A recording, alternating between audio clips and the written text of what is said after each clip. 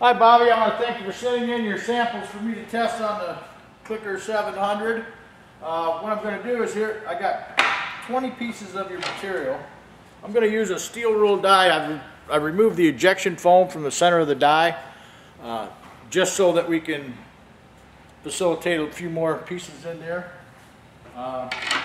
Usually there's ejection foam like this right here. This is the same die, only it's mounted in wood. Same configuration.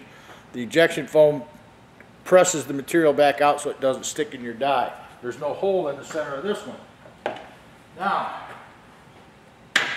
I'll take 20 pieces of your material. We'll put it in the press. Slide it in there.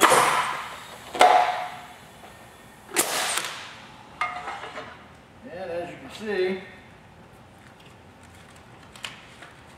now this one has a hole in the bottom so you can actually push the material out of it.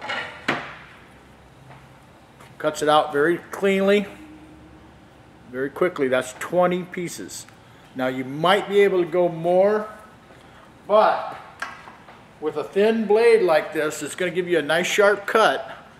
What's going to happen is the material is going to force the blade out, and then you might be bending your blade if you try to do more than that.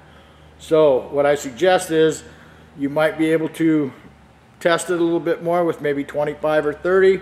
I really don't want to ruin my die, so I'm not going to do it. You might be able to get a few more. You might not. Now it's not going to ruin your die, but you would have to bend your blade back in, and the more you bend that blade, the less you're going to be able to get out of it. So what I suggest is take a look at this video. And there is one other alternative here. Let me change my cutting board real quick. It's a little bit different die. This is a steel forged die. Now this one is a milled die. It's a little bit more expensive, but it is a lot heavier die, and you won't be bending your blade. Now what I'll do is I'll take, and this is also a feed-through die. We'll take this, and we'll go 1, 2, 3, 4, 5, 6, 7, 13, 14, 15, 16, 17,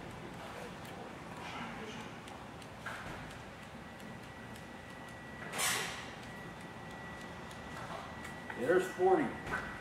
There's 40 pieces of your material here. Now when we lay this down, we'll use a different size cutting board because it's a different height die. We'll slide that in.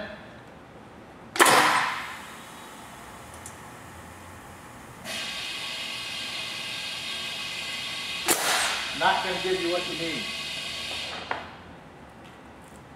Still can't get through that. That's just the way the die is formed.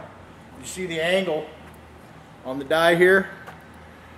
That's forcing the material out, so you can't really use this taper of a die. Now, there is a different configuration of dies you might be able to use. See, what it's doing is it's forcing the material out as it's going through, and it's not letting you get deep enough.